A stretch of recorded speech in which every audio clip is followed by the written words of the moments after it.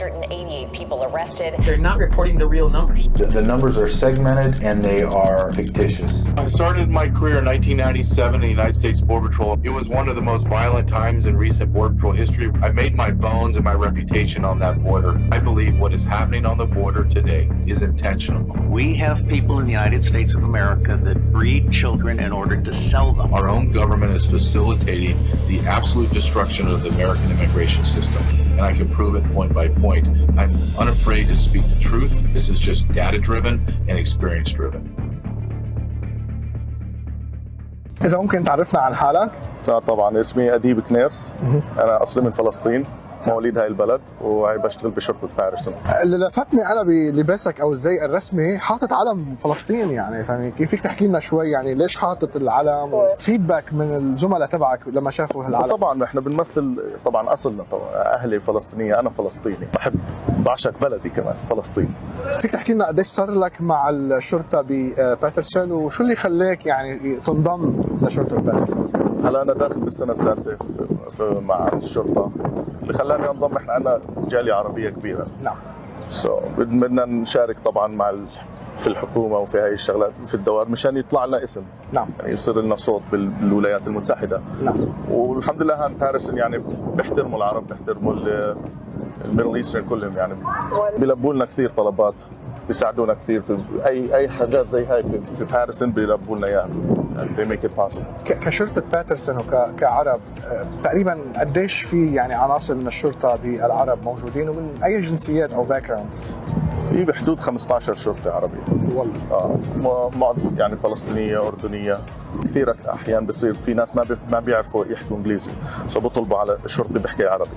هلا الحلو برضه في الجالية العربية بصراحة ما عندنا كثير مشاكل. يعني ما بصير مشاكل كثير. نعم. فالشرطة بيحبوا بيحترموا العرب هون. يعني مش متابعين مشاكل.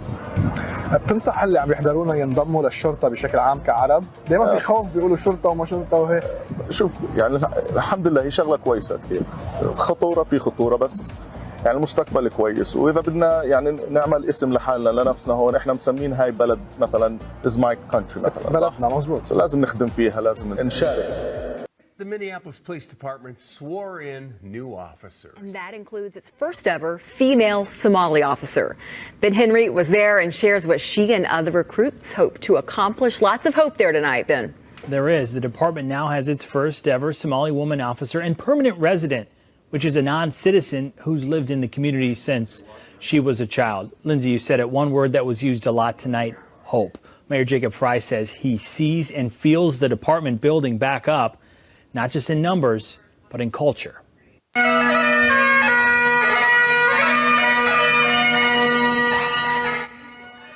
The department now has 23 more officers. That includes 11 recruits and 12 lateral officers. Those are people joining MPD from other agencies. Some have more than a decade of experience. Just as they're about to take their oaths today before all of you and before God, I know that I have a sacred obligation to do that all I can for them. And I pledge to you tonight that I will do everything within my power to take care of them. Joining the department, the first ever Somali woman officer, Ikran Mohammed, and permanent resident, Officer Leslie Vera. Vera is a non-citizen. And Chief Brian O'Hara says she was able to join the force due to a recent law change.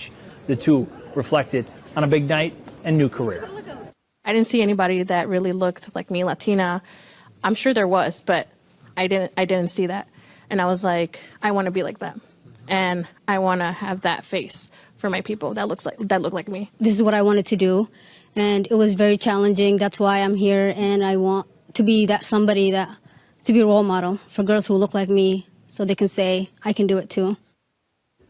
Special guests tonight was the family of Officer Jamal Mitchell, who was killed in the line of duty in May. The family received a very warm welcome. You're now giving them jobs as law enforcement officers. That is why I had to drop a bill last week, the Citizen-Only Policing Act, because they are now allowing people under these programs to serve as gun-carrying sworn officers of the law. Keep in mind, these people are in the country illegally, and that is what is so crazy to me. No. California laws allows illegal aliens, non-U.S. citizens to become police officers. Did you all know that? I need to know how the hell is somebody that's in our country illegally done already broke the doggone law go enforce the laws when they can't follow the law? How that's gonna happen? How's that going to happen? I'm JJ Carrell. Welcome to Truth with JJ Carrell. This is something that I have been documenting for, gosh, I want to say over a year now. When this first started to come out, LAPD has, I think, just graduated 9 to 11 illegal aliens from their police academy. So you have illegal aliens now are in the police force. Wonderful. How's that going to turn out?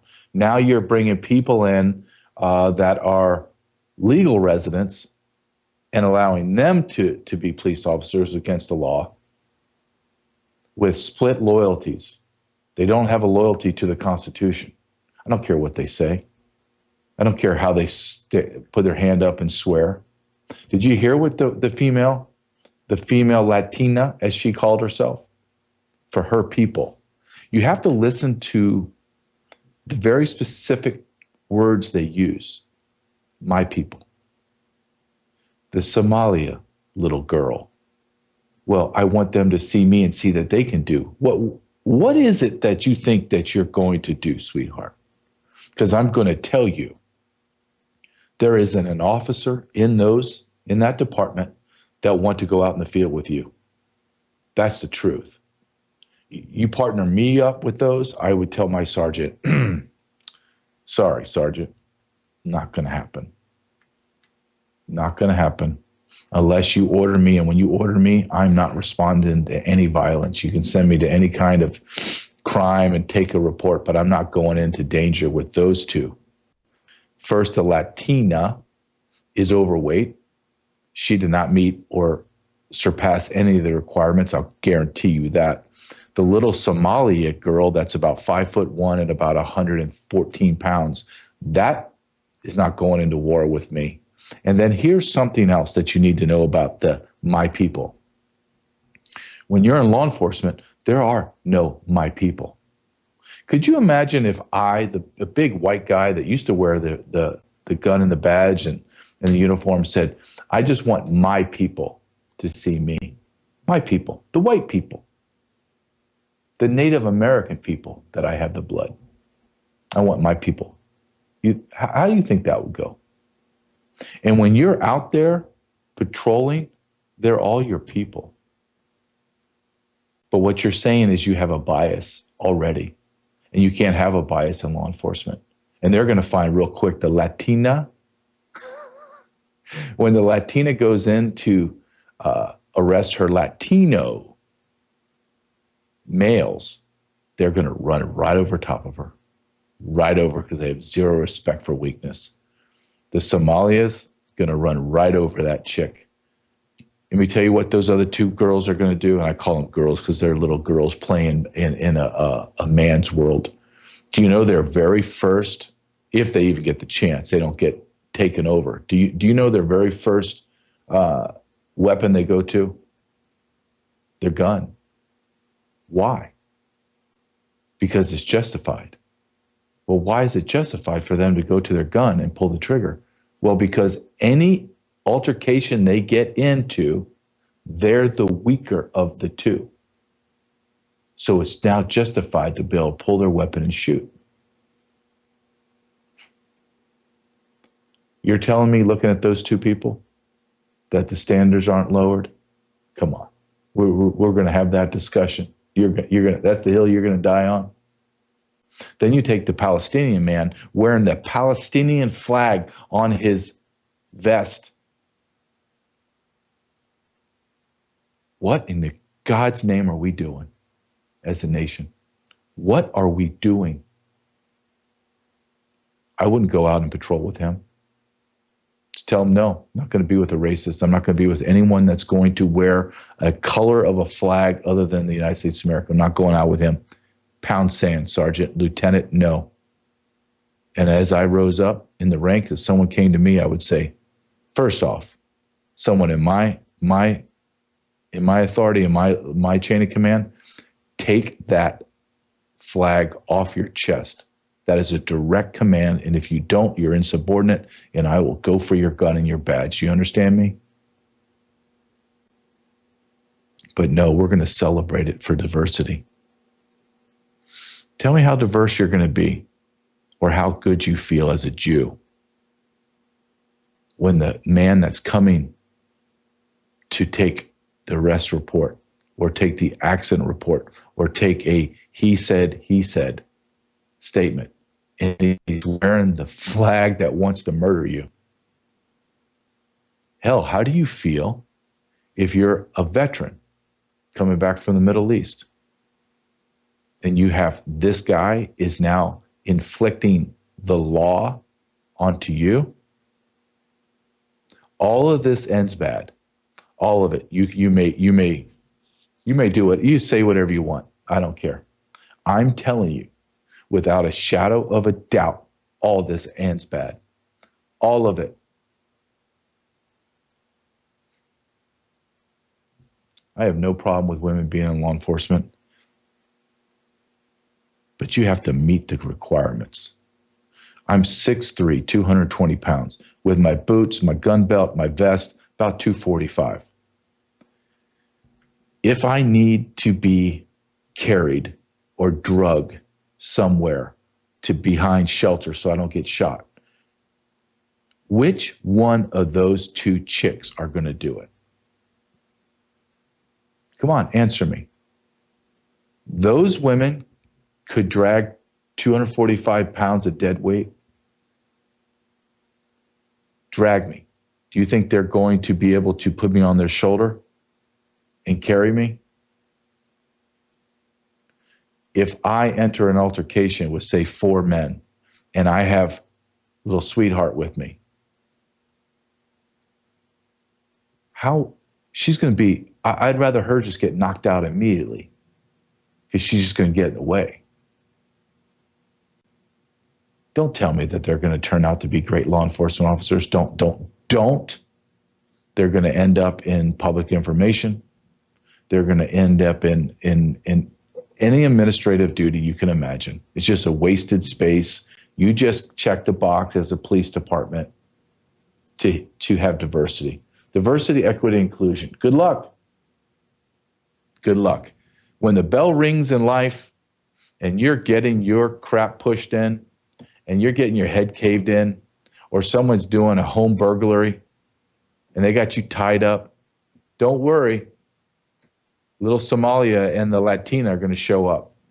Now, honestly, do you want a man like me showing up, or do you want some chicks like that showing up? It's truth. Let's get down to reality, because I'm tired. When it comes to this, I'm beyond tired. The idea that we're all equal is so stupid. It's just crap that we have had just driven down our throats by the insane mental patients of the left.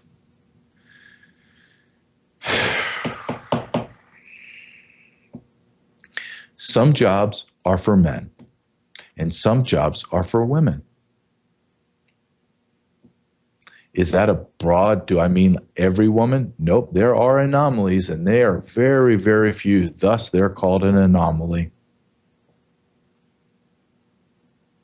Some jobs are for men, and some jobs are for women. Don't like it? Send me an email. Confront me. Tell me where I'm wrong. I'll give you another example. 6'3", 6'4", Donald Trump being guarded by somebody that's 5'4". So the kill shot right here, all the way to the top of his head, exposed, completely exposed. Now I want you to fast forward from that day, go to any video of Donald Trump from the day after the assassination attempt until present day. Every single Secret Service agent is above 6 feet tall, big, broad-shouldered. Go ahead, look. Racist? No. It's called intelligence. When you work for the Secret Service, your only job, as my father would tell me, is to take the bullet for the president, to stand in front of a knife, in a bomb. Do whatever you got to do, but don't let anything go past you to hurt the president. Well, my father was 6'4", 275 pounds. He was enormous. He would have even dwarfed Donald Trump. Nothing would penetrate him to get to the president. No, we have to have more women, as the former disgraced director of Secret Service says. That's the primary goal, is to have more women. Same thing with the LGBTQ XYZ insanity in LA, where their main response was not water in the fire hydrants, not water in the reservoir, was to get 40% more women in the fire department. Oh, okay. I thought it was the most important thing was to protect the president. I thought the most important thing was to stop fires. I thought the most important thing was to protect your community. I didn't know that it had to be, you had to have diversity, equity, inclusion was before that. Oh, that's interesting. I'm glad to know that now. I tell my family all the time, and I have the utmost respect for the police officers. They're not there. They're not going to be there when the bell rings. They're just not. They're either going to be grossly incompetent because of DEI, or the great ones, the good ones that are always trying to get there and help. They're minutes away. Minutes are like years when you're getting beat up, shot at. The only people that are going to help you are you. That's it. You better be caring. You better have Second Amendment. You better understand what those rights are. I carry. You want to come and encounter me, hurt my family? I have no hesitation to break leather and put that gun right to your head. But we're soft. We're soft as a nation. I'm going to go to my next segment. It's all about masculinity, because I'm being pulled there. That everything that I'm talking today. I had a great vault interview with the Pastor Casper McLeod. We saw him on our show from England, but it was the whole hour was on theology and God and Jesus. It was powerful and incredible. The hour literally went like that. It was incredible. And it's about masculinity, about being responsible. Before I go to my next segment, I want to go to my first sponsor, Bella Grace. Shop bellagrace.com/truth. You have Dr. Lucky on here. Actually, I have an interview scheduled this week for the Vault with Dr. Lucky. So I want to, these interviews are so great, and what Dr. Lucky has spoken about on our show in the time that we've had about how we're just unbalanced. We're just unbalanced health-wise. Sleep, not enough sleep, how that affects everything, causes inflammation in your body. That's why I have the restorative sleep gels, gummies, that I take at night when I can't get my brain to slow down, when I'm thinking of end times, and I'm thinking of when I stand before God, like the pastor and I were talking about on the Vault, when I stand before God for that first and final time, and is he just going to wave me away or look away in disgust, or is he going to say, okay, you've done just enough, dude, you're in.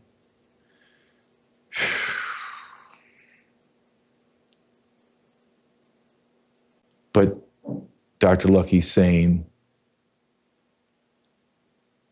that it's all in your gut and your immune system. We talk about that with Pet Club 24/7.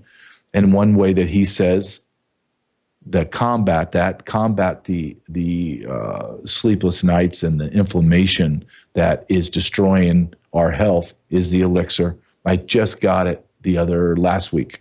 What is it, Monday today? These days are flying by. I just started taking it. I will tell you how my first month feels, but I am excited to have something to combat my inflammation, because I feel the inflammation. I see it in my face when I wake up bloated because I didn't drink enough water, or I'm just tired because I didn't get enough sleep. Everything on my show is about being prepared and health, because I don't think there are any other requirements for life right now that are needed than health and preparedness. So go to shopbellagrace.com/truth, shopbellagrace.com/truth. There are peer reviews, there's articles, there's testimonials. And the testimonial that I get the most is from Melissa and Brandon House, who swear by it. So if they swear by it, I'm all into. shopbellagrace.com/truth. Now let's talk about masculinity, and more specifically, something that is I'm passionate about. More than anything else, I'm passionate about this. I think I'm more passionate about this than even politics and corruption and justice. That's been my life. But this is, I've been a father for 13 years. Fatherhood is the absolute greatest. And I'm sure mothers will say motherhood, and I'm not getting into a debate.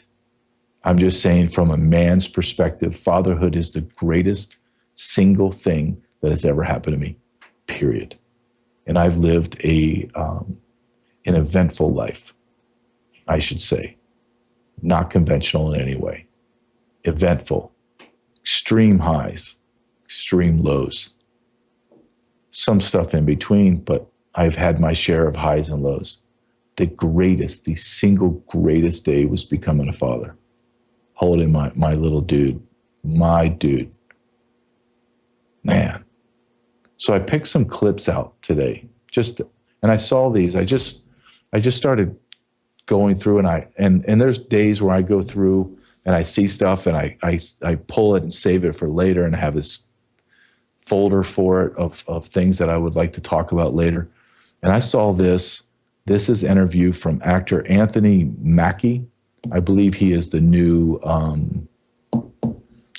Captain America. I could be wrong. I'm not a big Marvels guy, but he was on the podcast Pivot, and he was talking about being a father, and I couldn't agree more. Can you go ahead and play this, Logan?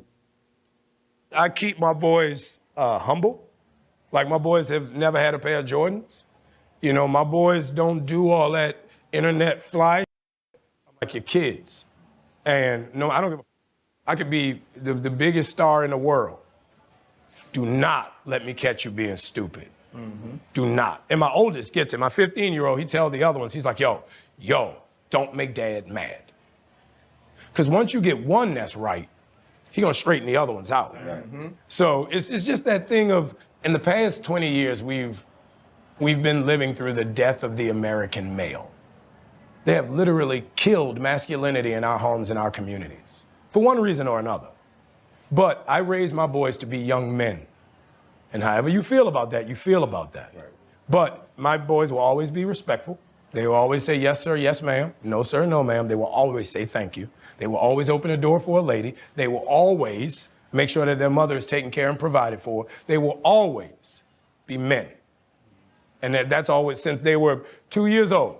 Every time I left for a job, I tell my 15-year-old, you're the man of the house.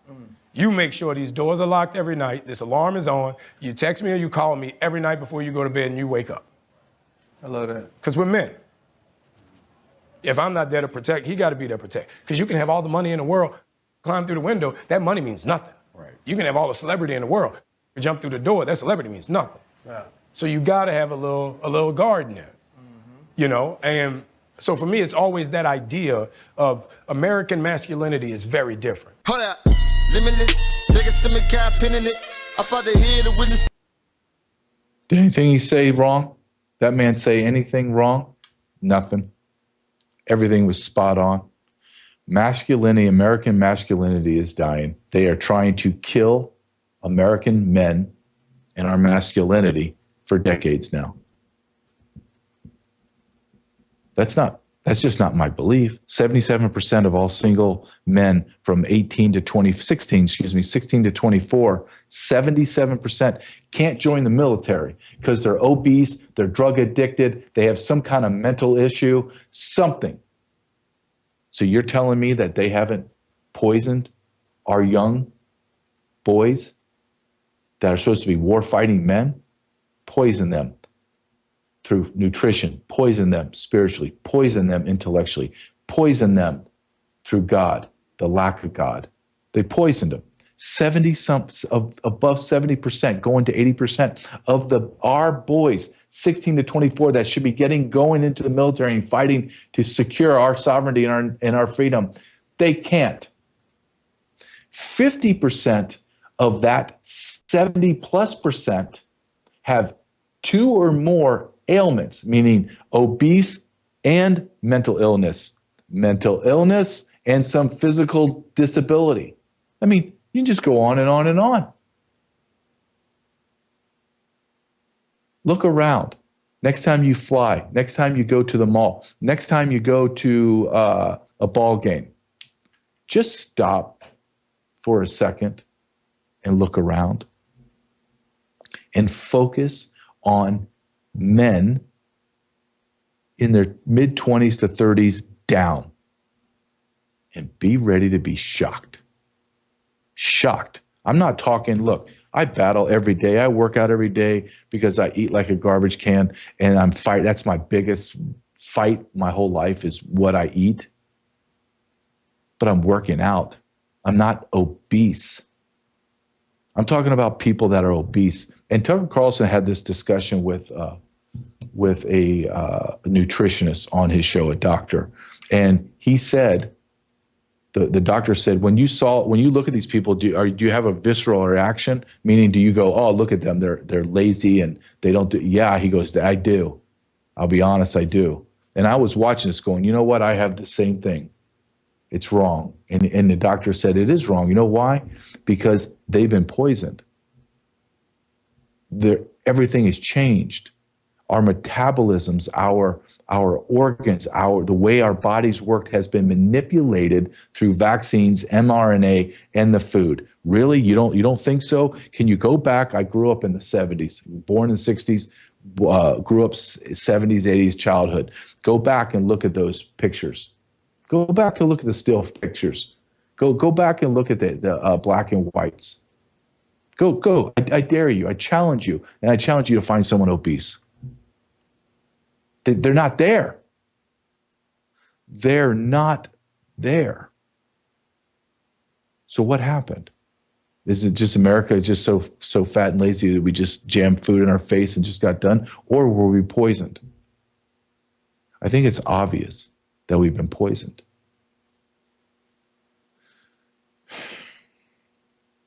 This next clip that I'm going to show you is from Liberty University. It's from Virgil Walker. I'm just going to read this. I'm looking at my phone. And he says, biblical masculinity isn't toxic, it's sacrificial. Let me say that again. Biblical masculinity isn't toxic, it's sacrificial. And he's right. Just like the actor was saying in the prior one, when he went to work, when he had to leave to go to work. That means when he's on set, he's not home. He's doing 18, 20-hour days. He's not there. There's a sacrifice that man had to make. There's a sacrifice that men that work construction get up at 5 o'clock in the morning, get on the job site by 6, 7 o'clock, and they work with their hands, heavy machinery, building roads. It doesn't matter if it's 120 degrees or it's minus 20 degrees. They're out there working. There's a sacrifice that men have to make that has been not passed down correctly. Let's listen to what he has to say. The whole point of the Bible as it's written, in the beginning, God created the heavens and the earth. We find out in Genesis 2 that he creates man in his image and likeness. We get to follow who the man is, what his goals are, what he's designed to do, and then we see the fall of man. That's really the ultimate identity crisis. He's now separated from God and has to figure out in the world who he actually is and whose he is. We see that played out throughout time, like no other time that I can remember, a real basic crisis with regard to identity, whether I'm a man or a woman, right? Whether or not I'm sexually homosexual or heterosexual. All of these issues of race, right, and ethnicity, all of these are issues at the fore, and it starts with the fact that our culture has rejected God. Once we revisit who God is, we can truly understand who we are and then live accordingly. He's absolutely right. We have been deceived, and if you don't think Satan's walk on this earth, then you're an absolute grotesque fool. We have been deceived on every level of who we are, because we remove God from our families, from our churches, actually from our churches, because they're teaching blasphemy. They're teaching nonsense. They're teaching against the Bible. Look, you don't have to be a Christian. You can be whatever you want. Then go and be whatever you want. But don't say you're a Christian and come into a Christian church and talk fallacy, talk insanity, warp the words of God to fit your sexual perversion. No. But we've been lied to about everything. You can be anything you want. You want to be a woman today? Be a woman. Go in there and with all of your male utilities and go sit there and watch women undress in the locker room. Watch them take showers. It's normal. It's normal. Your daughters and your wife and your mother, just tell them to deal with it. The same people talking to you and saying being a man is bad and we live in a patriarchal society and all that other garbage, Code Pink and all those other feminist Nazis talk about, but they'll let men go into a women's bathroom and just sit there and watch women. That's how stupid we are. And the reason why we're in this predicament in the Western world, in particular America, is because there's not enough masculinity. Let's go back in a time machine 25 years ago. Not 2,500 years ago, just 25 years ago. What would happen if some dude walked into a women's bathroom? Well, the other dudes that are masculine, that have sisters and wives and daughters and moms, would go into that bathroom and cave that dude's skull in. And guess what? The police would roll up and they go, hey, that guy's head's crushed. His face is brutalized. Looks like he has a broken leg. Hey, good job, guys. Not now. Just for saying, hey, man, you can't go in there. All right, you're under arrest. You're a bigot. And then they call in the police to arrest me, and it's the Latina and it's the Somali chick. Then I have to make a decision in my brain. Do I punch both of those women in the face and knock them out cold and escape? Or do I submit to these weaker than police officers that are a mockery of a gun and a badge? And this is from a guy that's law enforcement. So you can imagine what a criminal savage is looking. He's not even making the determination. He's just going, I'm going to destroy these two morons, thinking these two pretenders, they think it's Halloween. They can just dress up as law enforcement. Where are the men? Where are the dads? I saw this video, and I want to show you this video because it's powerful. And I want you, this is the joy of fatherhood. So all you men out there, all you single guys or guys that are married and thinking, I don't know if I have a child or not, I'm telling you that you want to experience love that you did not even know existed. You can't even conceptualize the love that you're going to have. And then the argument that I get from some friends is, well, I'm so busy and my work, and I'm like, dude, let me tell you how this is going to work out for you. You're going to have a stronger business. You're going to be more successful. Why? Because you're going to, number one, you're going to have someone to work your butt off for, like beyond anything you could ever imagine. 2, you're going to get so well and so good and so proficient at time management because you want to do your job so well that you get your son or your daughter. You want more time. That's going to drive your business to be more streamlined, successful, and efficient. It's just the truth. I did it. I absolutely did it. And I was like on call all the time. But my son has no idea that I was on call all the time because I'm always there at his games. I'm always there. Now there's going to be sacrifice, and that sacrifice can be sleep. But what you get when you're lack of sleep, I'll take that trade-off any day. Watch this video. It's powerful. There's a new Fatherhood ad out, and I haven't watched it yet, but I'm about to, and I'm going to watch it with you, and then I'll give you my take on the other side. Dad. Daddy. Seems like just yesterday. We were playing in the yard. You were showing me how to ride a bike. Now I've got a family of my own. Where did the time go?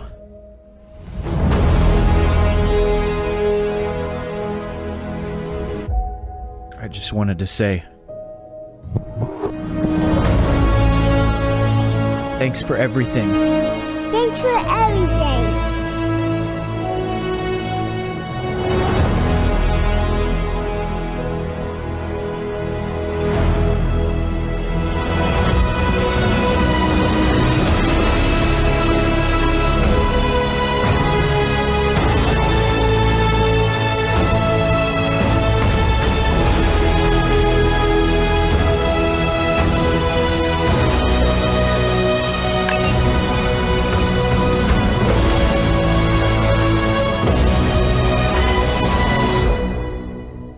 I love you, Dad. I love you, Dad.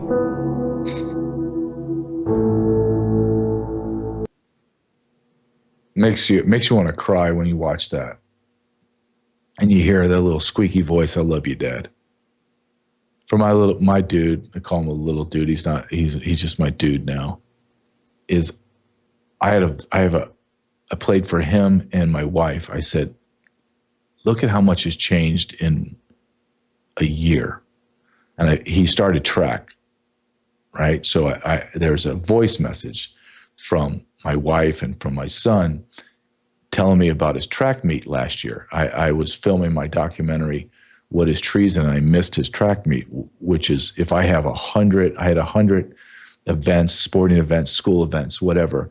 I think I missed 3 things last year. And it was all because I was out of town filming a documentary, and I hated. I made 97% correct in my life that year as attendance, which 97% success rate in anything, I'll take that. But being a dad and being there, that means I failed 3%, which is hard to swallow.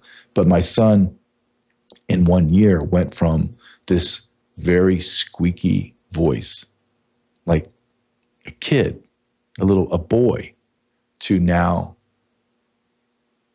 he has that deep voice, when you're getting in those teenage years and you're in that in-between stage, and he's no longer a little boy. So being a father is powerful. You want meaning in your life? I'm talking to all the guys out there that don't have a child yet, and you're thinking you're on the fence, or you're a teenager and you're thinking about having children one day. And I think I would say I would speak for almost every man, even in the men that are not good fathers. And I strive to be a good dad every day. Some days I fail. There is nothing more special than being a dad. And then when you are a dad, it gives you an incredible insight to what your father went through. I always go back to what my dad, how old was my dad when I was 13, and the things he used to say to me, and the things he didn't say to me. the stress he didn't show me when he had to have had a lot of stress. 6 kids, Secret Service agent, special agent in charge. My mother was great, but my mother had 6 kids, so it was chaos. It just gives you a whole new perspective on your father. And I believe this is, if you ask me, what's the biggest antidote to the ills of America? The antidote is fatherhood. The antidote is no more single mom families. Now, does that mean that divorce is not going to happen? No, I'm not saying that. But that father is there. I don't care if I'm divorced, I'm there. I'm with my son, my daughter. I'm here. Here I am. I'm always going to be here. I'm down the street. I'm not leaving. Fatherhood is amazing. Absolutely the greatest single thing that could happen to you men. I have regret in my life. One of my regrets is I don't have 20 children. If I could. That's how special it is. Something's happening which is unique. We're seeing this with Donald Trump with his kids. You're seeing him as a father and as a grandfather. But one thing that we're seeing in the vice president is J.D. Vance. We're seeing him with very young children. And we're seeing fatherhood and the importance of it and the example as how busy he is. I can't even imagine how he carves out time. But he's talking to Laura Ingraham about being a father. And I found this fascinating when I saw it. I said, I got to put this in here because it fascinates me, men that are in positions of extreme power and authority. Where do they find that balance? Where is that balance? And it's very hard. We all fight it. Even the common guy. We fight this. It's a constant pull. If you're a good father and you love your children, there's this constant, am I doing enough? Am I there enough? It's a constant battle inside of us. And let's watch J.D. Vance as he talks about this struggle. On a personal note, your family's here. Sure. You're living in a new home. This is all new to them. I have teenagers now, but with small children. Take us in that process, especially with your wife, who's so brilliant and she's so amazing in so many ways. But take us into your home and tell us what your daily life is like. Yeah, so, I try as much as I can. I try to have breakfast with my kids and I try to have dinner with my kids. And so like tonight, for example. Oh, you're better than I am. Yeah. My gosh. I don't do that. So tonight, for example, actually my plan is I'll try to get back. We'll try to make sure the kids have dinner. And then I actually have a meeting at the house with a bunch of the president's senior advisors, and then we'll work until 12 or 1 o'clock on whatever we have to work on, and then you start the process the next day. But what I have found is just a couple of hours that I try to block out to make sure that the kids get dad time, and I think it makes me a better vice president. It's not in the American people's interest for me to feel constantly guilty, but it's nice, right? I mean, the kids live a 9-minute drive from here. It is a beautiful house. I thank the American people for their generosity because the vice president's residence is really a great place to raise a family. And there are little oddities to it. We don't drive anymore. The kids have gotten used to Secret Service. I think our 7-year-old in particular, he doesn't always love the cameras, but honestly, the 3-year-old and the 5-year-old, Vivek and Mirabel, they love it. They think it's the best thing. So we're adjusting very well. I think the kids are very happy, and that's all you want as a dad. That's all you want as a dad. And you can see his face when he's talking about his kids, right? I mean, this guy's dealing with China, Russia, Middle East problems. He's dealing with the mental patients within his own party and his own country, the anti-American haters. And then he talks about his kids and he lights up. This is what fatherhood is, guys. All you dudes out there. I'm going to have one more clip that I want to show you. And it's awesome. I think it's like 12 seconds long, but in 12 seconds, it epitomizes the joy of being a dad. And it's a dad hitting a baseball to his son, and his son catches it. So they must have been doing this as I've done many times. Like we call it the grandpa rule in my house. The grandpa rule is my dad says we can't end on a bad one. So even if we got to stay out another 30 minutes to make that final catch, it's a grandpa rule.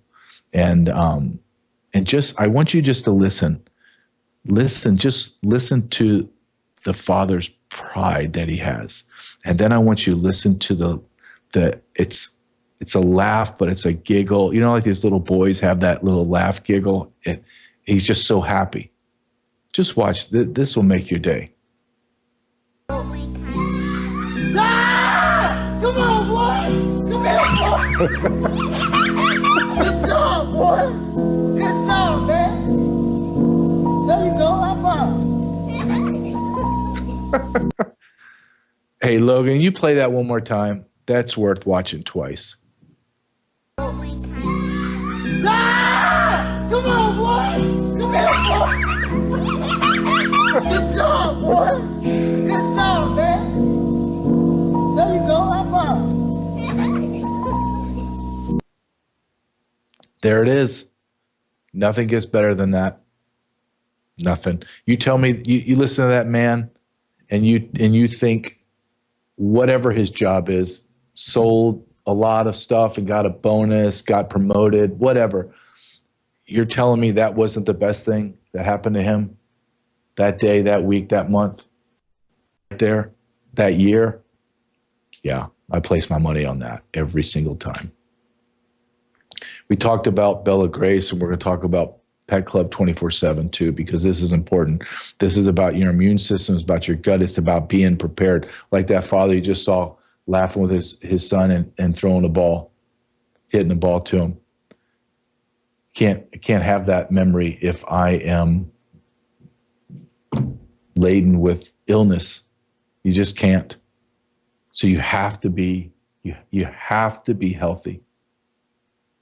And this is one of the ways is Pet Club 24/7 for your pets, your horses and humans, my favorite tagline. And it's about your immune system. And it comes from a very specialized mushroom in Japan that they found a way to put into dog treats, into balms and lotions, and into capsule forms for humans. It's an incredible company run by Kurt and Kristen, incredible Christian family that believe, as I had this interview with the pastor today, the idea that your health and well-being, God didn't create it all when he created the earth. He created it all, and then he said, okay, in 2,500 years, Pfizer and Moderna and Johnson & Johnson are going to come around. They're going to take care of it. What? No, everything we need is here on earth. Everything we need. So I'm going to play this commercial because it's my favorite commercial for Pet Club 24/7. Just go to truthwithjj247.com, truthwithjj247.com.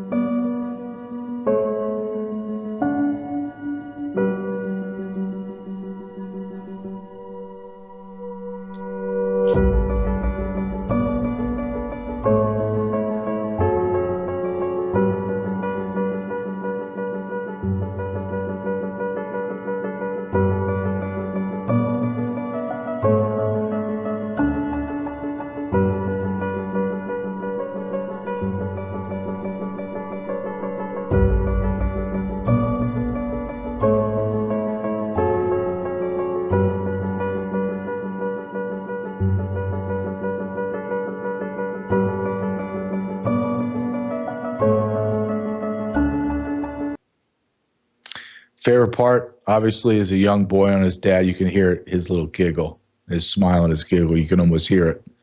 Pet Club, go to truthwithjj247.com, truthwithjj247.com.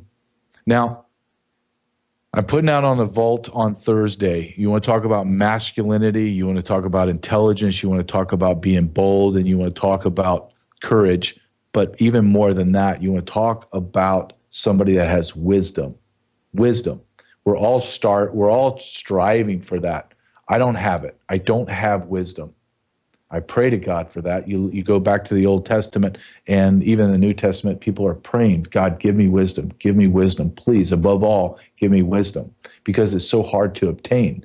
And you don't get it, I think, until you've been through life, been through the ringer. That's what creates the wisdom.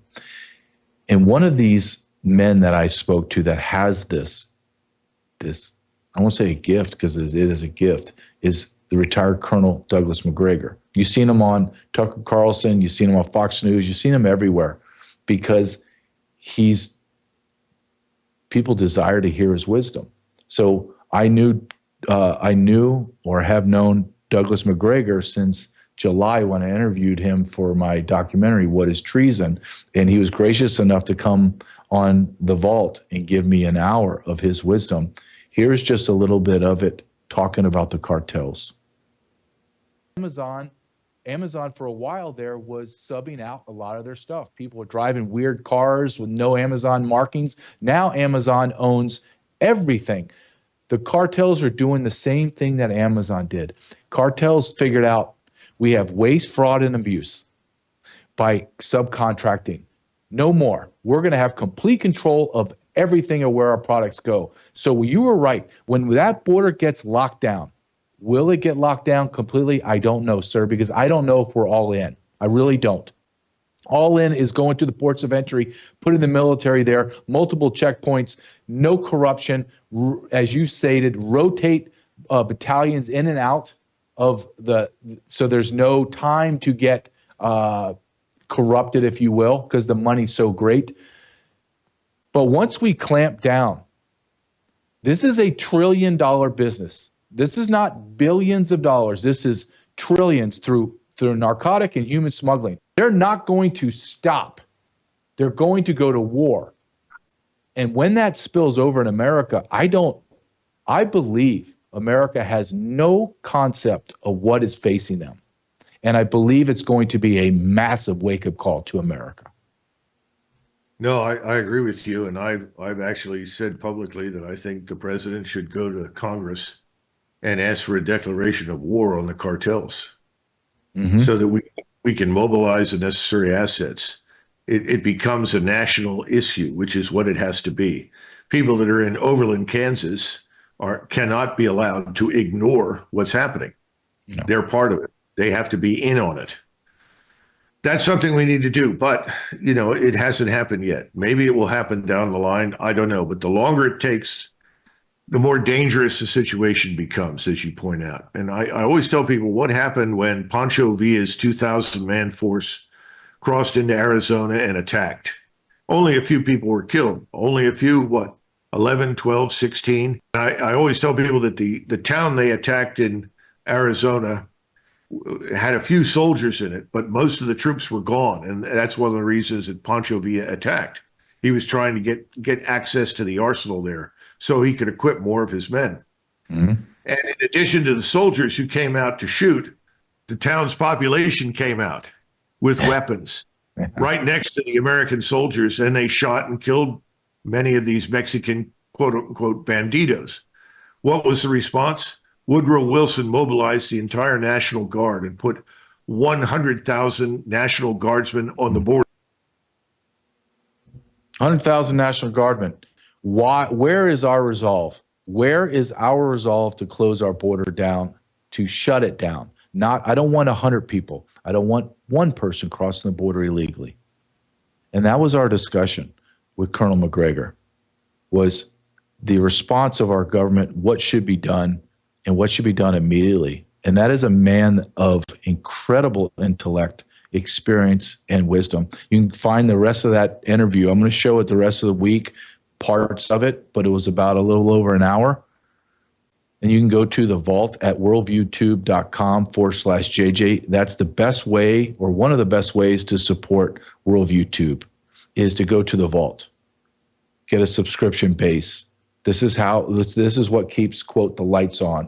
And there's a lot of lights need to be on. A lot of people, a lot of producers, a lot of editors, a lot of everything when you're running an organization of this size. So to support us, to continue to see the interviews that I have, my daily takes, and as well by getting the vault through my worldviewtube.com/JJ, you get access to everything, all the archived shows of Worldview Tube and Brandon House. And Colonel McGregor, I can listen to him all day, and there are so many different topics that I want to talk to him about. Now, this is, man, I'm looking at the clock. I can't believe how fast this is going. Okay, before I get into the next thing, and I need more than 4 minutes to talk about it, it's birthright citizenship. It is insane what our country's doing. Absolutely insane. But I want to talk about the last sponsor. And it's not last because their last is just on my call list, SAT123. I talk about being prepared and being healthy. Well, being prepared, this is where it falls under SAT123. You need to be prepared. We are living in chaos. We're living in times of uncertainty, and we're living in times where technology is failing us multiple times. So how do you combat that? Well, especially when it comes to cell phones and communication, it comes to having a sat phone. So you go to sat123.com/JJ or call the number on the screen. You get a sat phone for free, $1,200 sat phone for free with a subscription, where you can get a bivy. It's called a BIVY, attaches to your cell phone, and you get a sat phone. I love this company. It is run beautifully. It is American made. Go to sat123.com/JJ and support the sponsors of our show. That's how we stay with the lights on. So back to birthright citizenship. You can go on and watch these people talk ad nauseum, and they still miss it every single time. Birthright citizenship, 14th Amendment, it gave the rights of citizenship to slaves and their descendants. Do you know who didn't get it? Do you know who was in America during the 14th Amendment and did not get citizenship? Native Americans.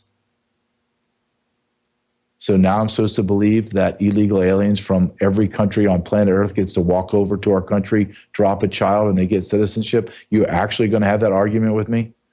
And the grotesque stupidity of our politicians, of our media, that think that this has always been like it is. No, it started in the 80s under, I think it was Justice Brennan, who was a Reagan appointee. On a side note on another judicial hearing, he puts in some willy-nilly thing that, yeah, you're born here, you become a U.S. citizen. Everyone went, oh, there it is. The Supreme Court's ruled on it. No, the Supreme Court never ruled on it, has never ruled on it, ever.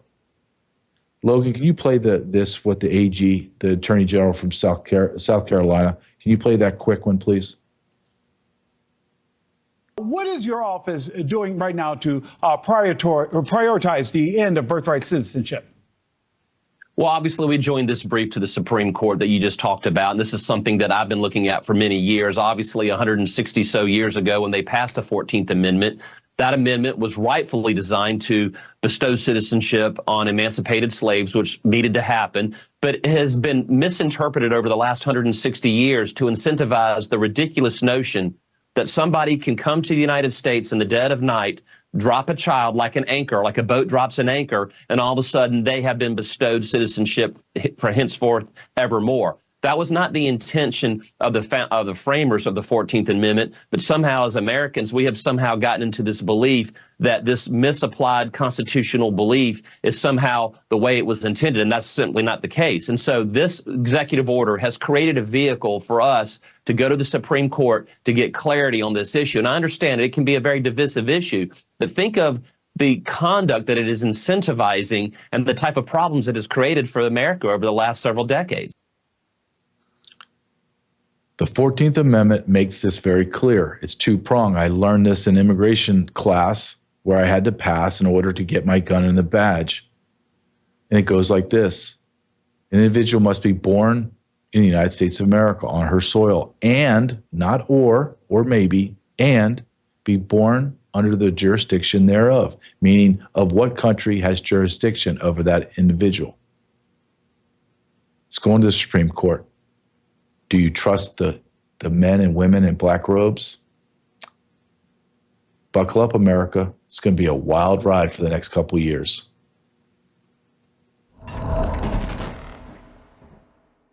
You're watching Worldview 2, built on the 35 years of Worldview books, documentaries, research, high-profile.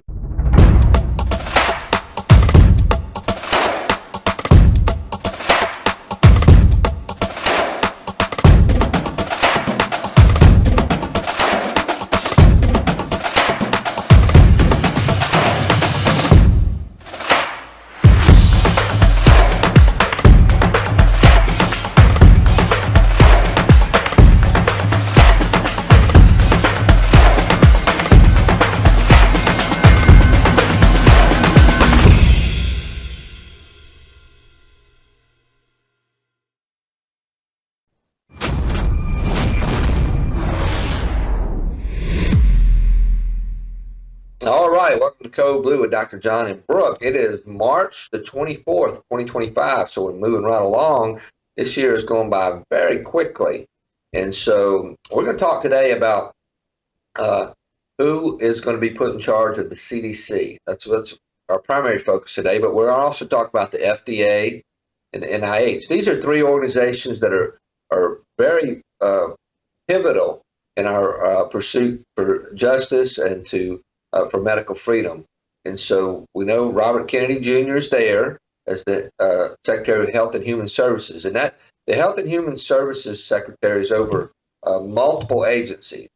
I don't know exactly how many, I think it's 12 to 15, but the three primary agencies that concern us the most is the CDC, the FDA, and the NIH. These are three huge organizations that we really want the right people in charge of those. Now, as far as the NIH goes, we have a good prospect there. He has not been confirmed yet, but it appears that he probably will be, and that's Dr. Jay Bhattacharya. Now, he is out in Stanford. He is a physician, but also an economist. So he has written a lot of research and done a lot of things really based on the public health and the economy and how it's related to the finances and that sort of thing. So he is very aware